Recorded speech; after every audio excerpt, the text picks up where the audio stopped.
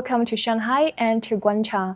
It brings me enormous excitement and privilege to have this dialogue with you. And we know that you have been a business scholar at the Lee Kuan Yew School of Public Policy of NUS and a founding patron of East Asia Competitiveness Institute. Back to 1988 to 2011, you served 23 years in the Singapore government, where you served in various capacities as a cabinet minister, Minister for Information Arts, Minister for Health, Minister for Trade and Industry, and Minister for Foreign Affairs.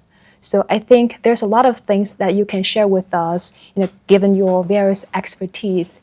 And we know that this year marks the 60th anniversary of Singapore's independence. And I know from my childhood that Singapore is a small but very strong country.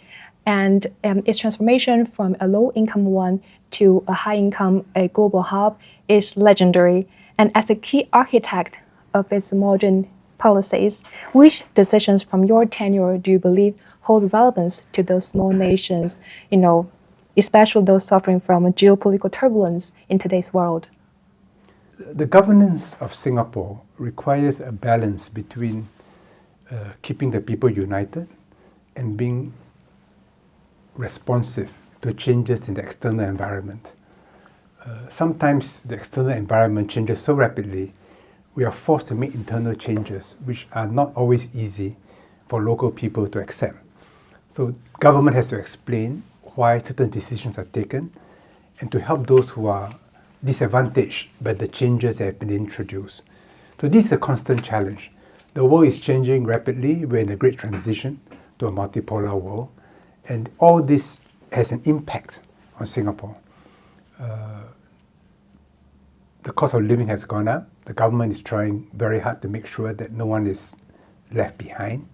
But at the same time, we have to open ourselves to the world, welcome the inflow of capital, family offices, investments, and so on, and stay relevant. And in this period when China-US relations are tense, maintain a dynamic balance so that we continue to maintain our relationships with all the major economic powers in the world. So Singapore is always a balancing act. And the response of Singaporeans to the new leadership under Lawrence Wong, I think is very heartening. The popular vote has gone up 5%, and that's very significant.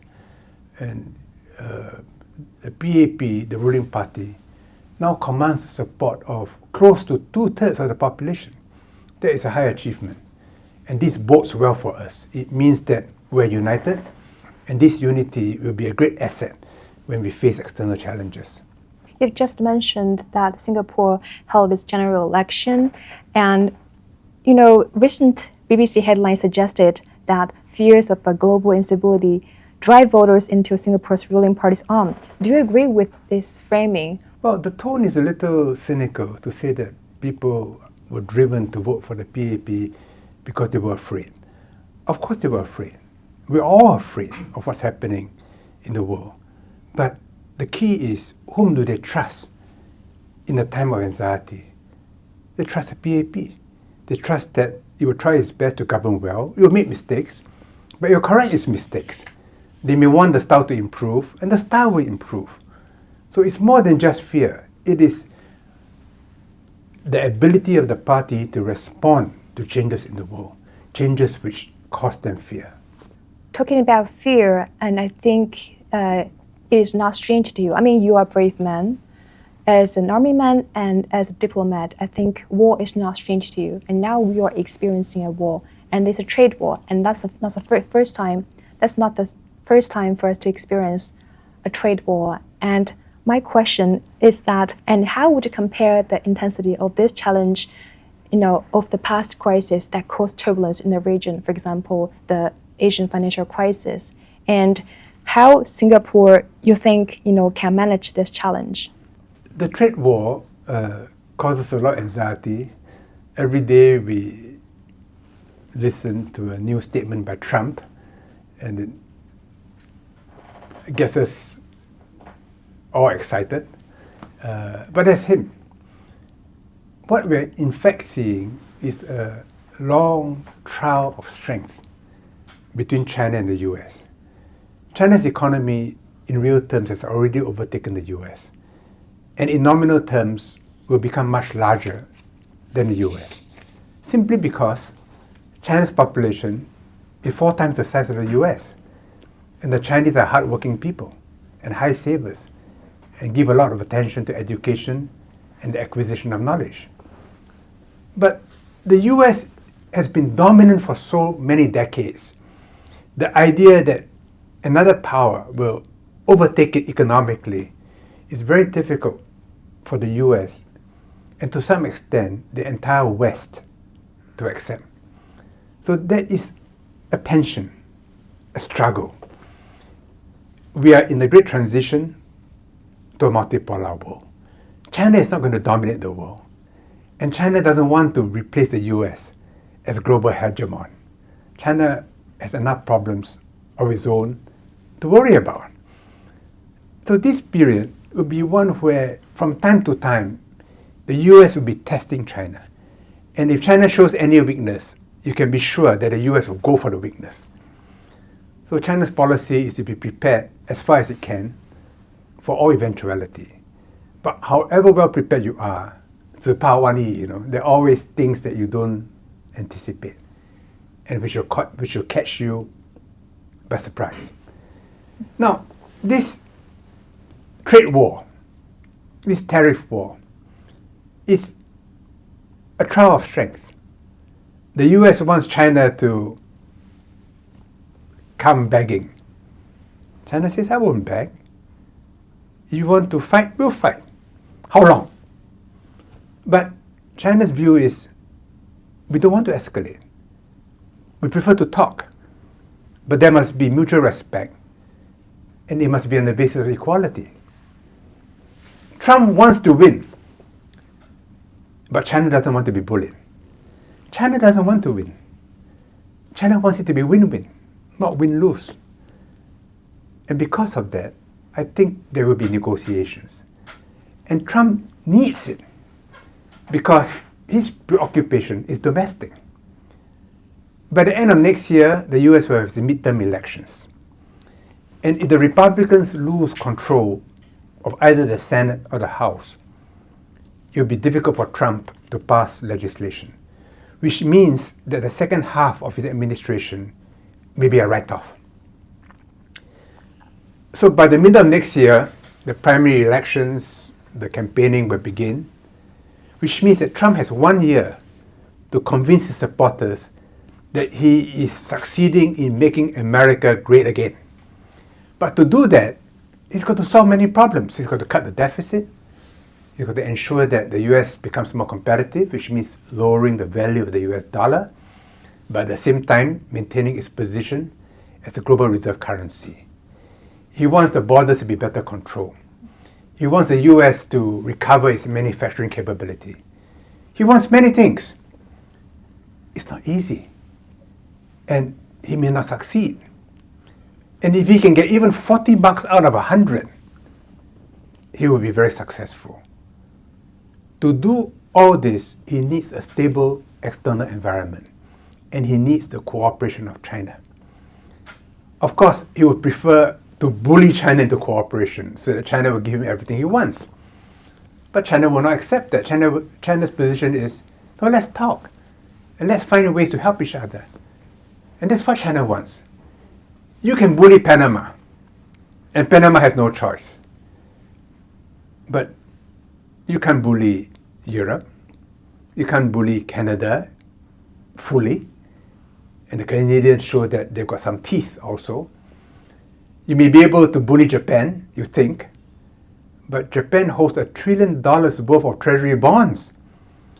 And when the Japanese say, we will not make use of that, they are in fact saying, please don't forget that. It's part of negotiations. So, think about this. Let's say we have an agreement. Does this mean that the tension between the US and China has gone away? No. Something else will happen. So it's better that the trial of strength is on tariffs and trade than it is over Taiwan or the South China Sea or over the East China Sea over the Korean Peninsula. At least people won't die from a tariff war. So in a sense, it's not a bad thing that this trial of strength is happening, because it will show to the Americans that you can't just push China around. And if the US respects China and deals with China on the basis of equality, many problems in the world can be ameliorated. It's good for the world. Interesting. Speaking of China, you have witnessed the reform and opening up of the country, and you were in Doha in 2001 when China joined WTO. And I want to know your take, what has surprised you mostly about its trajectory since the 1990s, and what has remained fundamentally unchanged beneath its technology growth? No other country in the world had to go through so many obstacles to join the WTO as China. Even though China was a much smaller economy at that time, it showed that it was becoming very competitive. And the Americans, the Europeans, the Japanese, and others all wanted to safeguard their own interests. So they extracted concessions from China. And I dealt with Shi Guangsheng, I dealt with Long Yong-tu, China's Commerce Minister, China's trade negotiator at that time. And I knew how hard they had to negotiate to enter the WTO. They were exhausted. Chinese officials asked us in Singapore, I was trade minister at the time, they said, can we not have to negotiate with Singapore? I said, it's okay, we don't have to negotiate with us. Because all of Singapore's needs were already met by other countries' negotiations. This is the most favored nation principle, that whatever you give to one country must be given to every other member of the WTO. So we said, you have a pass. I did not worry that Singapore would be shortchanged, and I knew this would help China. And I think there was some gratitude for that. And I observed from the side some of the negotiations which were taking place. A few years later, Singapore helped to form the TPP, the Trans-Pacific Partnership. I spoke to Shi Guangsheng, the Commerce Minister. I said, why don't China join the TPP? He put his hands up. He said, no, we have already given up so much to join the WTO. At that time, Premier Zhu Rongji was a very decisive man. He said, the disciplines of the WTO is good for China, especially for the state-owned enterprises. And even though it was painful, even though it was difficult, persist. And every week, Long Yong-tu appeared on national television to explain the WTO to ordinary Chinese citizens. Now, I remarked to some of my friends in Europe and America, I said, no other population has more knowledge of the WTO than China, because Long Yong-tu kept on going on national television and explaining what it meant to Chinese companies and Chinese individuals. China grew. Between accession to the WTO in November 2011 and the beginning of COVID at the end of 2019, China's economy in PPP terms grew 7 times. In renminbi terms, grew 9 times. In US dollar terms, grew 11 times. No one expected that China will continue to maintain this steady growth. Not China itself, certainly not the US. So now, when the US sees China suddenly becoming so big, they said, why should we agree to China being a developing country? And this is now the tension at WTO. The US has decided it's no longer fair. So they want to get out from the WTO. Mm-hmm. They're trying to create an alternative global trading system. Mm-hmm. And this is very disruptive. Mm-hmm. But this is the world we're entering. It creates a lot of confusion, mm-hmm. a lot of anxiety for countries, for business people, but we have to live with it. Mm-hmm. A follow-up question on WTO. WTO was a platform, to promote free trade. And now the U.S. is abandoning it and is breaking the rules, once it championed. Do you think they are, trying to make up something new? Like, they want to play a new game, just that nobody knows what the rules are? Well, there was a period of time when many of us, and I was one of them, believed or hoped that trade can be depoliticized, that trading, imports, exports can be separated from politics. Of course, under WTO rules, there's a carve-out for national security concerns, but it's a narrow carve-out. In fact, trade was never depoliticized. The system had an American piece on top of it. It was a system under American leadership. I was involved in many WTO negotiations. Without American leadership under Bob Zoellick, the meetings I attended could not have been accomplished. Before that, it was Charlene Barshevsky under President Clinton. So without American leadership, there can be no agreement in the WTO. And when Americans decided that they will undermine the WTO by refusing to appoint judges for trade tribunals, the world has changed. The Americans have decided trade will now be politicized. Now, for China now, China today, because it is self-confident, because it is competitive, it wants trade to be depoliticized. But if you look at Chinese history, China had always used its economy, its market, to influence the behavior of its neighbors as part of its statecraft. That if you are a friend of China, I'll give you more access.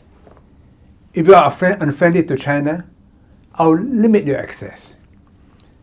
If you do certain things for China, I'll buy more durians for you. If you are not so friendly, I'll buy fewer durians from you. So in fact, if you look at Chinese history and Chinese behavior, China never believed that trade is depoliticized. Of course, China now makes the argument because it is in China's interest. But I don't believe that this is in the Chinese state tradition of statecraft. I've seen enough of how China behaves that it rewards good behavior by trade and by access to its market. And it has done this in all dynasties. During the Qing dynasty, during the Ming dynasty, Song dynasty, Tang dynasty. China not only enjoyed economic development, but also technology breakthrough. And recently, we have seen this, deep-seek moment. And people argue that, thanks to America's technology blockage, that China's, made its way. And we see that the U.S. now is putting restrictions on chips and companies like NVIDIA. And from your rich advice experience, and you were advising the Vatican's friends, and what would you counsel multinationals, given this geopolitical tensions, they are caught in the bifurcation, what shall they do? I think we have to live with this. This is nothing new in human history. I mean, China had a monopoly on the manufacture of paper for many centuries. China had a monopoly of silk even longer. It was a closely guarded secret. No Chinese was allowed to reveal the secret of making paper or making silk to foreigners. Silk slipped out because two Nestorian monks, I think in the 6th century, smuggled silkworms into Byzantium. Paper technology was acquired from Chinese prisoners in the 8th century when the Tang Dynasty army under Gao Xianzhi was defeated in Central Asia. Then the Islamic world discovered paper. In other words, if a technology is of critical national importance, it is natural for a country to want to control its acquisition by others. So what the US is doing should not surprise us at all. And they will continue to do it. And if China has some new technology which gives it an advantage, China will do the same thing. So we live with this. And in the end, countries will calculate.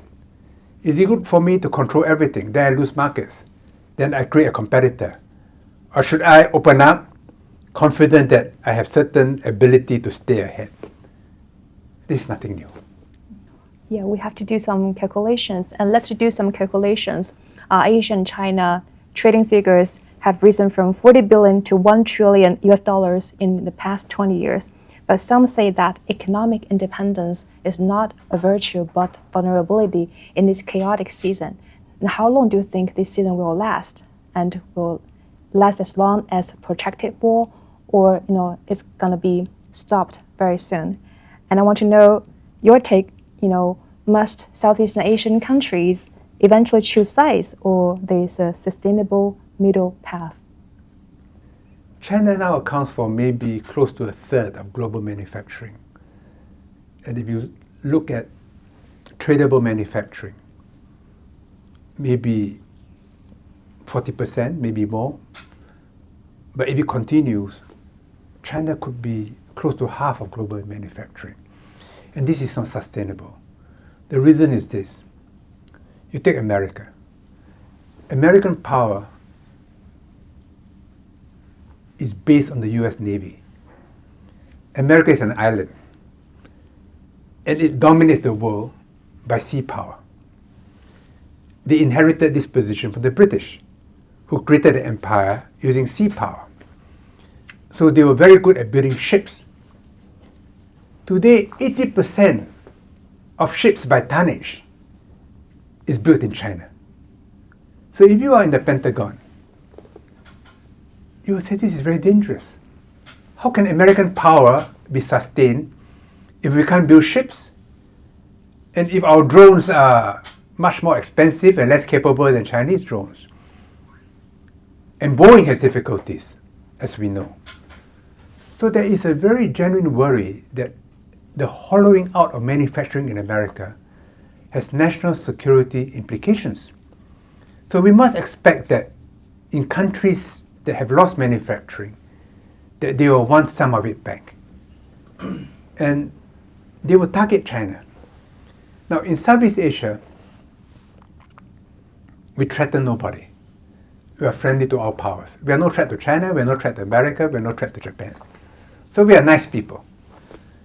And because of that, they say, well, okay, then we manufacture in Southeast Asia. So to some extent, trade tensions between US and China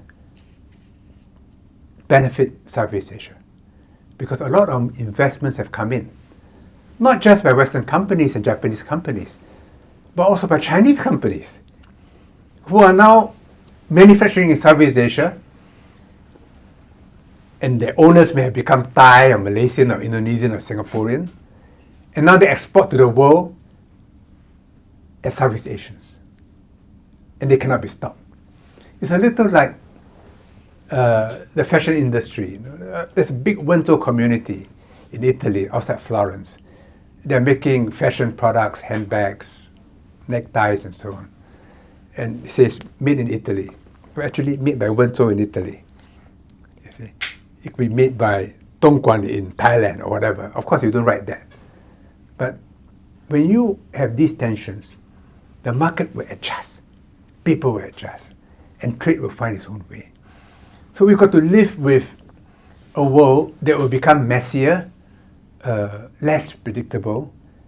And the important thing for all of us, whether we're in Southeast Asia or in China or America, is prepare for uncertainty. Take smaller steps. Don't take too much risk. And build smaller structures. Then if there's an earthquake, it's okay, you can readjust. You can re-level your buildings. But if you take a big step, you build a big structure, and the earth moves, then you're in trouble. Mm-hmm. So this is a period we're entering in, where the future is more and more uncertain. So it's better to diversify risk, take a shorter term point of view, without losing a sense of direction, and take smaller steps. take smaller steps and scale fast?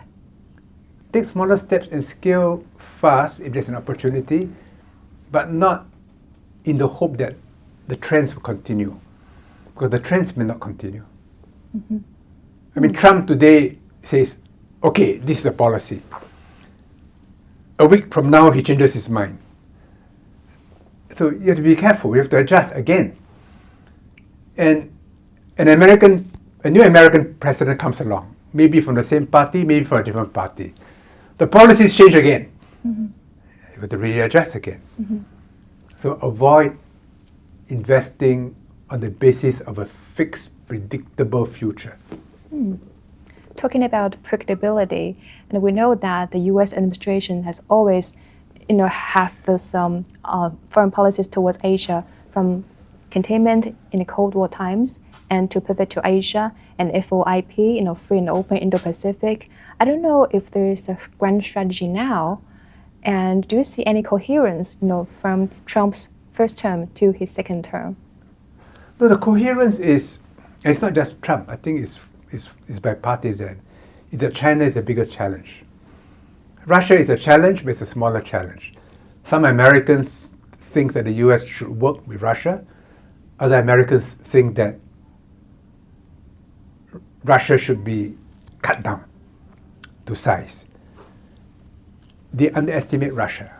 The Russians are strong people. If you don't disturb them, they have long winters, dark nights. They drink a lot of alcohol.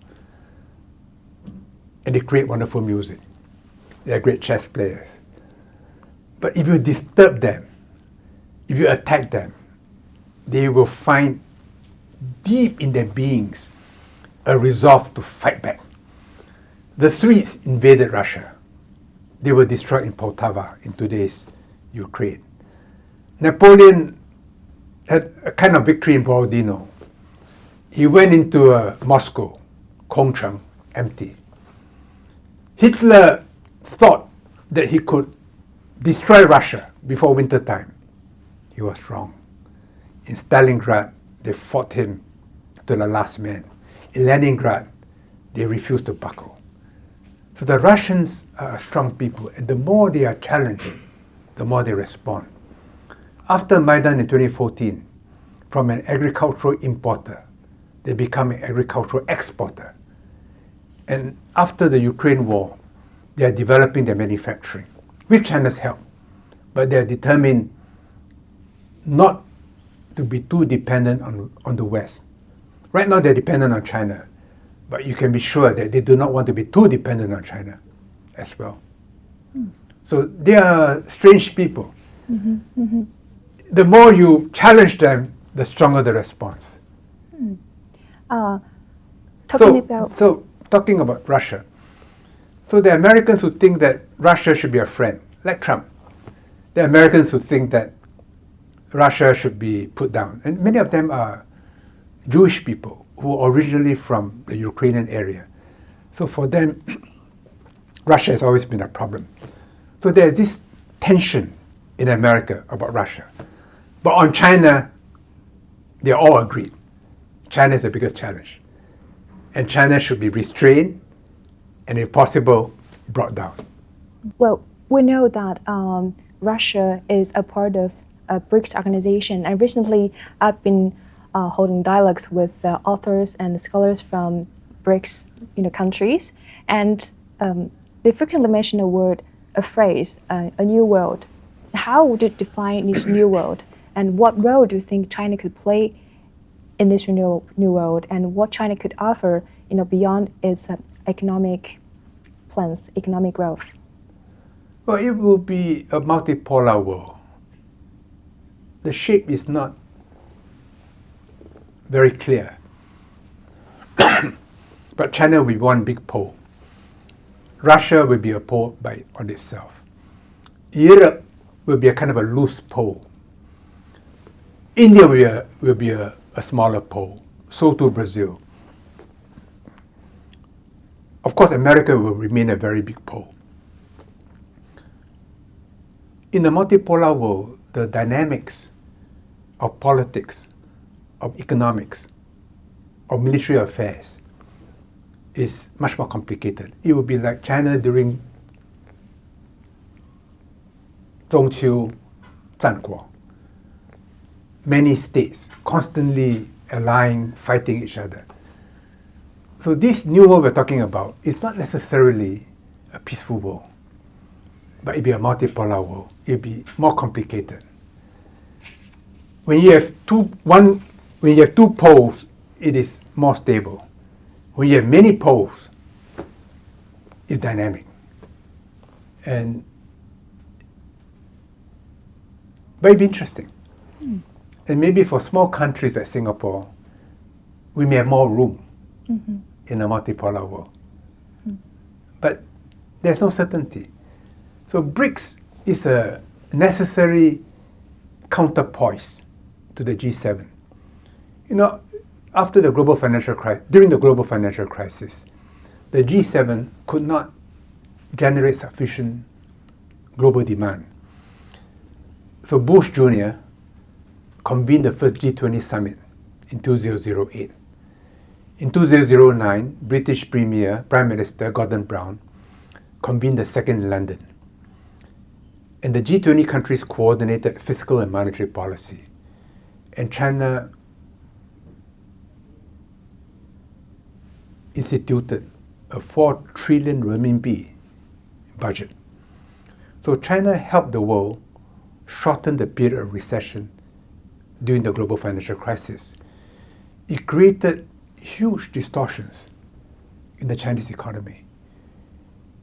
There was one report which said that in 3 years, China bought more concrete in China than America in its entire history. This was how much China was spending. It created demand, which helped the world.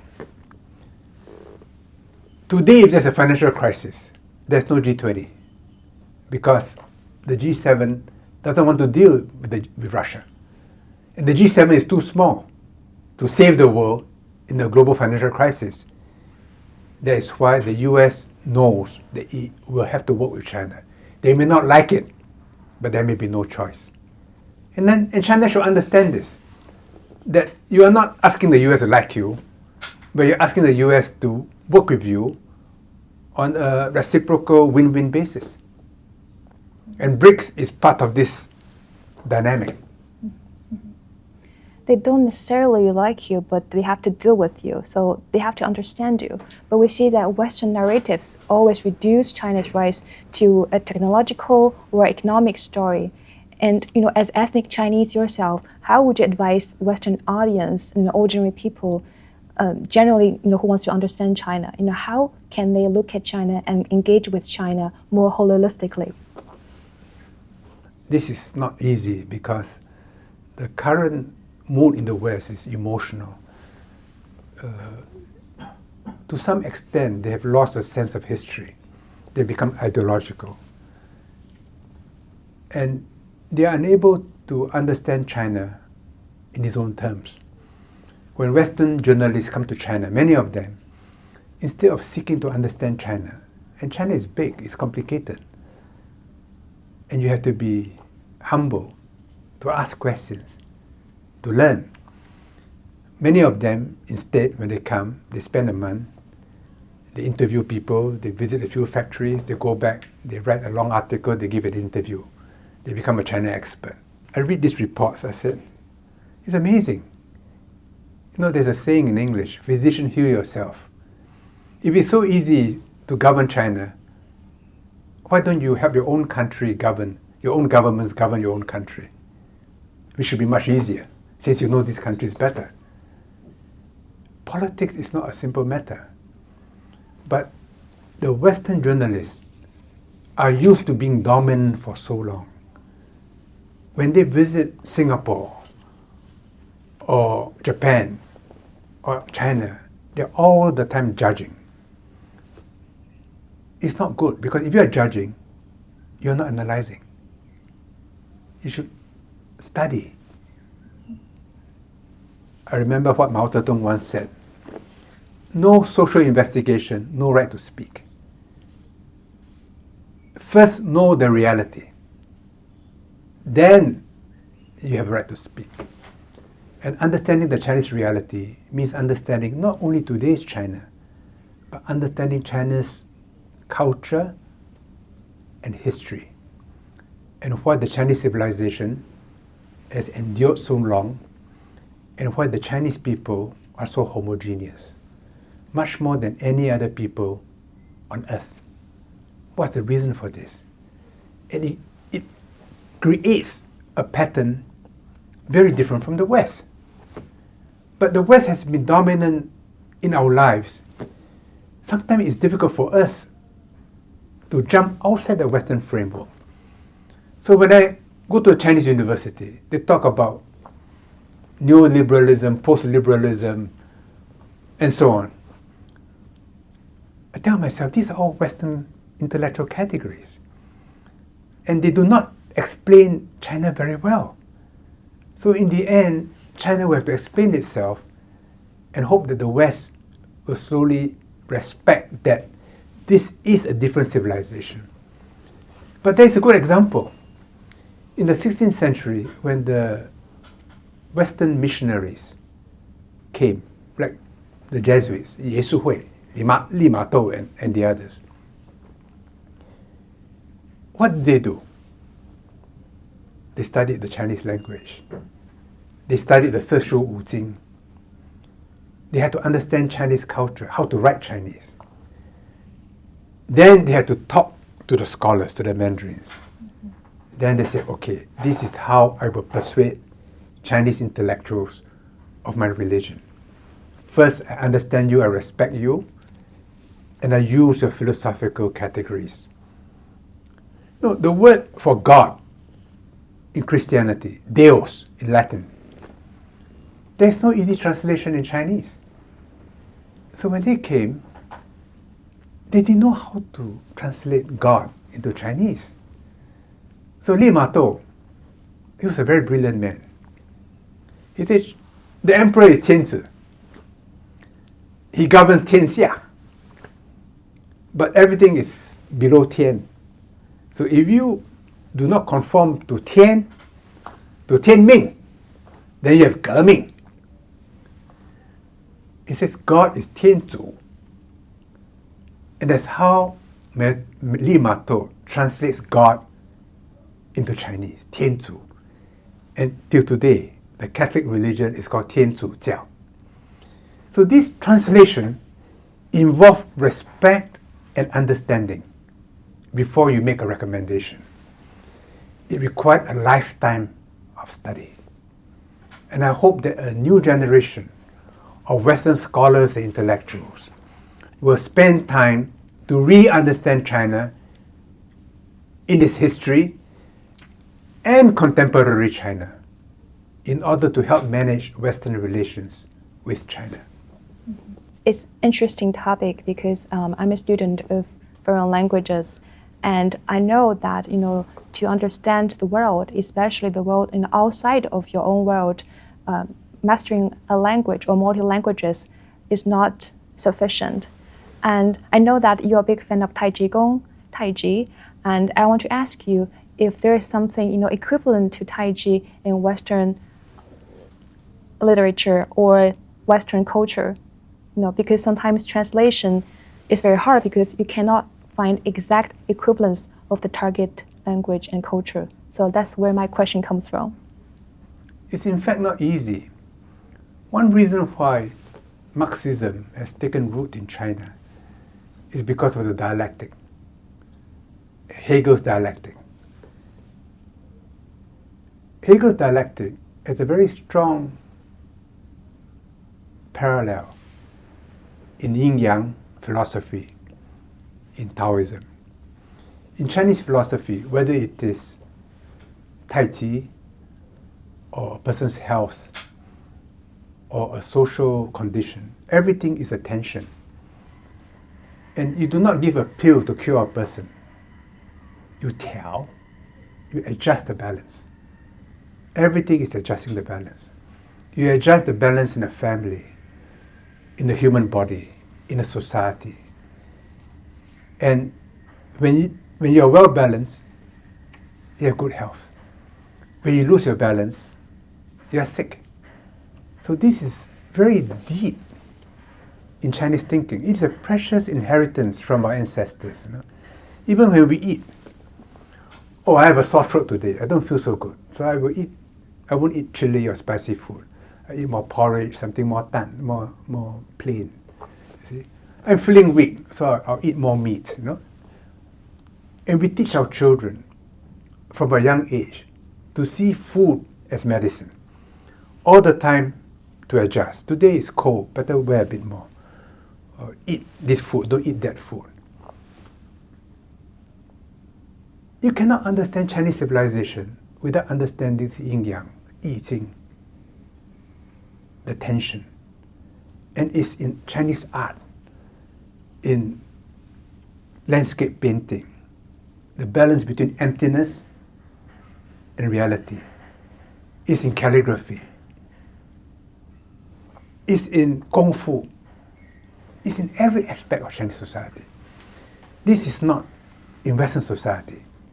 There are little references in Greek philosophy, and it's developed under Hegel in the dialectic. The Western mind is more Cartesian. It's right, it's wrong. It's black or it's white. It is a straight line. It cannot be both yes and no. In a sense, Chinese thinking is more quantum. It can be both states simultaneously. And we live with it. It's okay. So today, we may Bai Guanyin, tomorrow we may be a Taoist, we may be a Rujia. It's okay. It's all mixed inside. People can live with it. But in the West, are you a Christian or you are not? You cannot be both a Christian and a Buddhist at the same time. It's not possible. So this effort in translation is not easy. And I was involved for 10 years in re-establishing Nalanda University in India. Xuanzang was a remarkable man. When Tang Taizong was a young emperor, he went to India as a young man. He spent many years in India.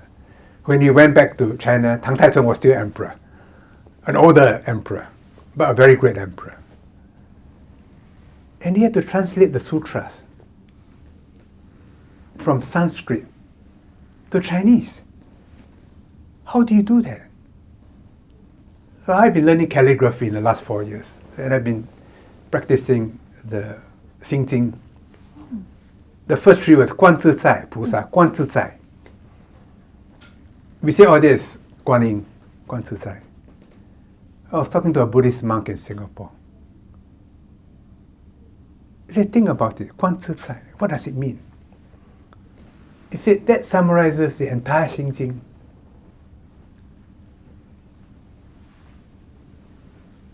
They can't find the original Sanskrit. Xuanzang translated the Xingjing. The original is lost. Today, when you read it in Sanskrit, it is a Sanskrit translation of what Xuanzang wrote. You see?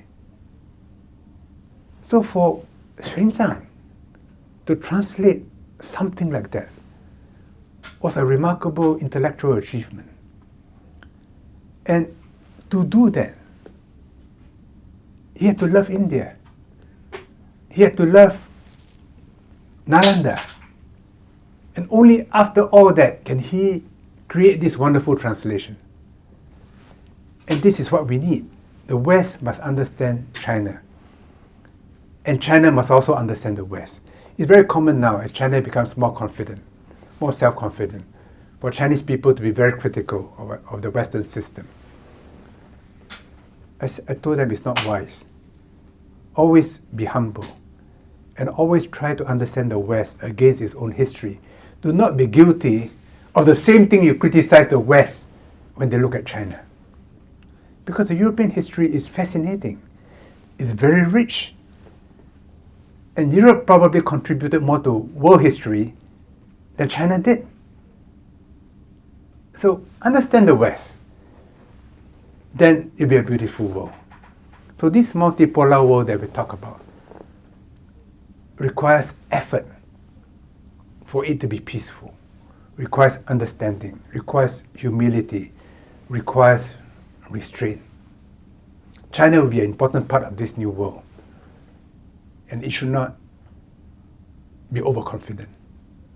That's exactly the world that we aspire. But you know that now we're facing a world of confusion and complexity. And if you could kindly give one piece of advice to the young people nowadays, who are facing disrupted supply chain and ever-changing AI breakthroughs and also a lot of geopolitical tensions. Any advice to the young people, not only in China, but across the whole world? To be human is to be emotional. But too much emotion clouds our mind and prevents us from being rational. It's easy to be angry. It's easy to judge people. It's easy to jump to a conclusion. It's easy to be angry with Trump. It's more important to understand Trump. And Trump has not changed since he was a young man. He has a core, a hersing. It's important to understand the hersing. Then you understand how he moves. He never believed in free trade. He never believed in open borders. To me, these are reasonable positions. He's pro-business. That is not a bad thing. But it's not good if the whole cabinet is all businessmen, because they may be making profit for themselves. So China doesn't allow it. But he's pro-business. We know that. And when he makes a speech, when he institutes policies, one eye is on the stock market, on the bond market. He always worries about the market. And if it stays low too long, he will change it, especially the bond market. Because the stock market can move quickly, but the bond market, particularly the 10-year interest, the 10-year bond market, is more stable. He worries about that. He worries about gold price. But the most important thing about Trump is that he is against war. He doesn't like war. He thinks that war is wasteful of resources or human lives. And he doesn't want his second administration to be defined by war. Netanyahu wants him to bomb Iran. He prefers to negotiate with Iran. And I think the Iranians know this. And I believe they will try to negotiate. But of course it's tough because they already had an agreement and Trump tore up the whole agreement. So the Iranians said, if you can tear up one agreement, you will tear up another agreement. So why should I trust you? So the negotiations are not easy. But in the end, compared to the Democrats, who are always prepared to start wars, Trump prefers to stop wars. So even on Ukraine, he's looking for a compromise. I think with China, he will want a compromise. And this is not a bad thing. My point is this. Do not let emotions cloud our judgments. Take a step back. Understand people. Put yourself in their position. If I were Trump, how do I look at the world? And then say, okay, now I understand him better. And then react. Talking about putting your foot in others' shoes, and how about putting your foot in your own shoes? So let's revisit 2002. About 2 decades ago, you were the Minister of Trade and Industry, yeah. And you've been given a question at a parliamentary discussion, about whether Shanghai will overtake Singapore.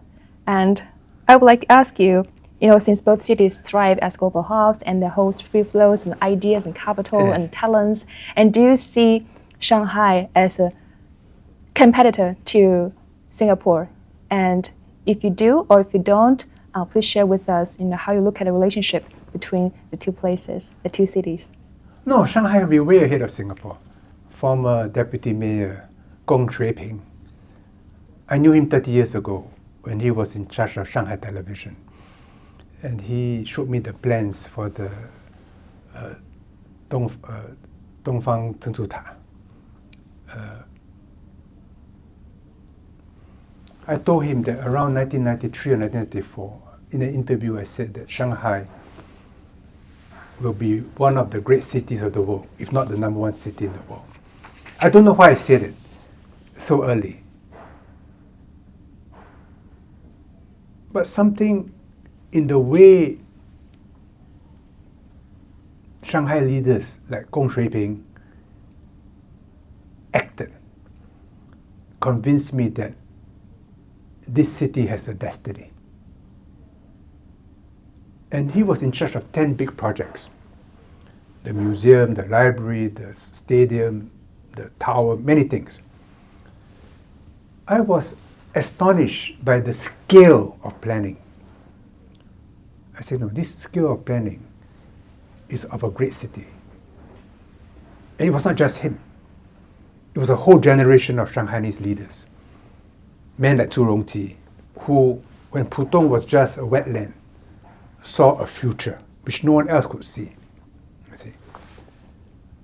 So in the mid-90s, I already had this feeling that Shanghai could be the number one city in the world, and I think it will be. Now, Singapore has no such ambition. We are in Southeast Asia. We have a different way of making a living. We're an island. We are small. It's a nice place. We are multiracial. It's a nice city-state for people to visit and live in. It's convenient, safe. We have no aspiration to be a New York or London or Shanghai. Well, thank you for sharing, and thank you for your time, Mr. Yeo. And I really believe that this dialogue with you is akin to the national flower of Singapore, Vietnamese McKin. And, it's just splendid, no matter how the weather is like, amidst climate changes, and it's always there, and it blooms. Thank you for your time. Thank you. Thank you.